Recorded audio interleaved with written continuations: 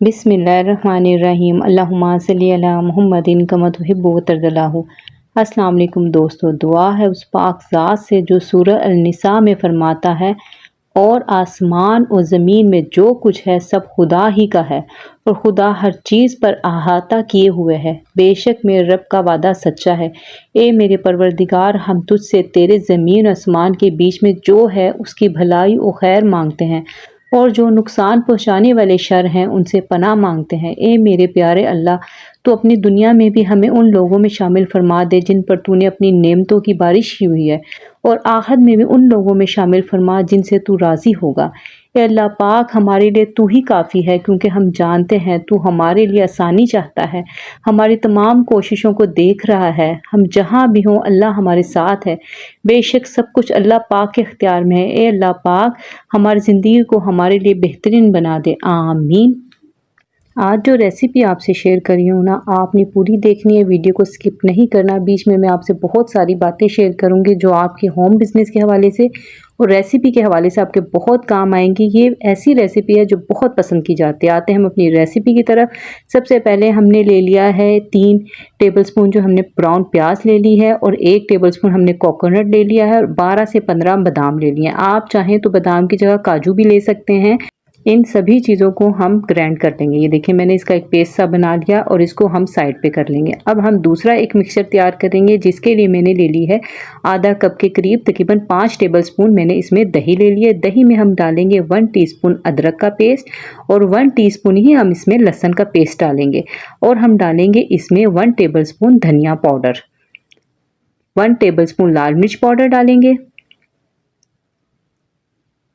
Half tea spoon हम इसमें हल्दी डालेंगे ताकि इसका कलर बहुत ही अच्छा आए। 1 टीस्पून हम इसमें ज़ीरा पाउडर डालेंगे जिससे खुशबू बहुत ही ज़बरदस्त आएगी। 1 टीस्पून हम कश्मीरी लाल मिर्च डालेंगे क्योंकि हमें ग्रेवी में और सालन में बहुत प्यारा सा कलर चाहिए।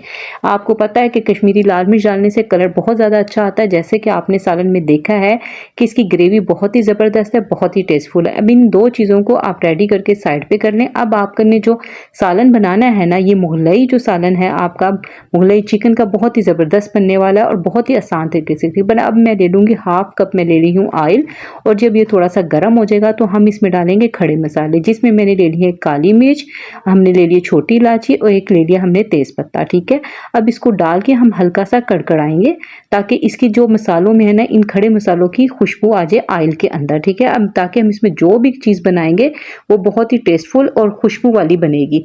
आपको पता है मुगलई जैसे कि नाम है और ये हमारे क्लाइंट इतने पसंद करते हैं ना, इसलिए मैंने सोचा ये रेसिपी मैं आपसे शेयर कर लूँ कि जो मेरी बहनें काम करती हैं या जो अपने घर में दावत वगैरह करती हैं उसके लिए भी ये बेस्ट रेसिपी है क्योंकि इसमें ग्रेवी भी है और इसका टेस्ट भी बहुत अच्छा है। मैंने इसमें जूलियन कट में अदरक और हरी मिर्चें डाल दी हैं, उसको भी हल्का सा मैंने फ्राई किया है। अब ये 800 ग्राम मैंने चिकन लिया है। ये आप नॉर्मल चिकन है जिसमें हड्डी भी है, आप चाहें तो बोनलेस में भी बना सकते हैं, लेकिन मुगलई चिकन जो है ना वो ये विद बोन ही बनता है और इसका ज़्यादा लुक भी ज़्यादा बेहतर आती है। अब मीडियम फ्लेम पे मैं इसको करी, आपने इसको बहुत ज़्यादा लो फ्लेम पे नहीं बनाना वरना चिकन अपना पानी छोड़ना शुरू हो जाएगा। मीडियम टू हाई फ्लेम पे हमने इसको इतना फ्राई करना है कि इसके ऊपर जो है ना गोल्डन से मार्क जो आ जाते हैं ना, फ्राई के मार्क आ जाते हैं, वो इस पर आ जाए। आपने इसको इतना फ्राई कर लेना है। इससे क्या होगा कि एक तो आपका जो चिकन है ना वो जान पकड़ लेगा क्योंकि बोटी टूटेगी नहीं। जब हम चिकन को फ्राई कर लेते हैं ना तो उसकी बोटी जो है ना थोड़ी सी मजबूत हो जाती है और हमें जो खास कर हम जब सेल करते हैं तो हमें जो है ना अपने जो चिकन है ना उसको टूटने नहीं देना क्योंकि हमने बोटियों के हिसाब से सेल करना होता है। अब 1 टीस्पून मैंने इसमें डाल दिया है नमक। आपने देखा था पहले जो भी हमने मिक्सचर तैयार किए उसमें हमने नमक का इस्तेमाल नहीं किया था। अब हम फ्राई करते हुए चिकन में नमक डाल रहे हैं जिससे नमक डालने से क्या होगा, एक तो चिकन की जो उसमें टेस्ट होता है ना चिकन के अंदर, वो अंदर तक नमक से ज़्यादा टेस्टफुल हो जाएगा और इसके अंदर जो है ना क्रिस्पीपन भी आ जाएगा। नमक जो है ना थोड़ा सा चीज़ को कड़क कर देता है। ठीक है, आप मेरे समझ रहे हैं बात को, ये थोड़ा सा और फ्लेवर भी इसका निकल के आ जाएगा, इसलिए नमक हमने फ्राई करते हुए डाला है। अब हम इसमें जो हमने दही का मिक्सचर बनाया था वो ऐड कर देंगे। अभी हमने जो दूसरा मिक्सचर बनाया था वो ऐड नहीं करना, मैं आपको जिस तरह से स्टेप बाय स्टेप बता रही हूँ आपने इसी तरह से चीज़ें ऐड करनी है, फिर आप खुद देखेंगे क्योंकि बाज़ दफ़ा देखें चीज़ें मसाले वही हैं लेकिन हमने किस पॉइंट पे कौन सी चीज़ ऐड करनी होती है जिससे हमारे जो सालन का पूरा टेस्ट ही चेंज हो जाता है। आप देख रहे हैं जो हम मसाले मैंने इसमें डाले हैं अभी दही के साथ, ये वो आम मसाले हैं जो हर किचन में मौजूद हैं और हर चिकन का या कोई भी सालन बनाने में हम यही इस्तेमाल करते हैं। लेकिन जब हम इस तरीके से बनाएंगे तो ये इसकी लुक और टेस्ट बिल्कुल चेंज हो जाएगा। मैंने इसको 10 मिनट के लिए कवर कर दिया था। 10 मिनट बाद जब देखें, जब मैंने इसको खोला है, आप खुद देख सकते हैं कि जो मसाले थे वो सब भुन गए हैं और ऑयल छोड़ दिया। दही वाली कोई भी चीज़ हम बनाते हैं तो दही डालने का हमें ये फ़ायदा होता है कि हम अगर कम ऑयल भी यूज़ करते हैं तो दही अपना जो है ना फैट रिड्यूस करती है, तो फिर उसमें से चिकनाहट निकल आती है और वो चिकनाहट जो होती है वो सालन में ज़्यादा लुक ज़्यादा बेहतर लाती है बानिस्बत अगर हम कोई ऑयल या घी इस्तेमाल करें। जैसा कि आप देख रहे हैं कि कितनी प्यारी लुक आ गई। अब हमने जो कोकोनट का, प्याज का और हमने जो मिक्सचर बनाया हुआ था बादाम के साथ, वो मैंने इसमें ऐड कर दिया है, क्योंकि सालन हमारा चिकन हमने पहले ही फ्राई कर लिया था, वो पहले ही पक चुका था।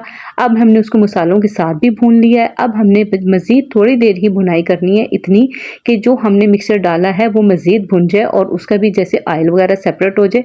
आप देख रहे हैं इसको मैं तकरीबन 5 से 6 मिनट के लिए भूनूंगी, ताकि इसमें से जो है ना प्याज बेशक फ्राई हुई है, लेकिन जब तक हम इसको भूनेंगे नहीं, उसमें हम उस मसालों के साथ डालेंगे नहीं, उसका टेस्ट एक जैसे कहते हैं ना यकजान नहीं होता, उस तरह से नहीं होगा।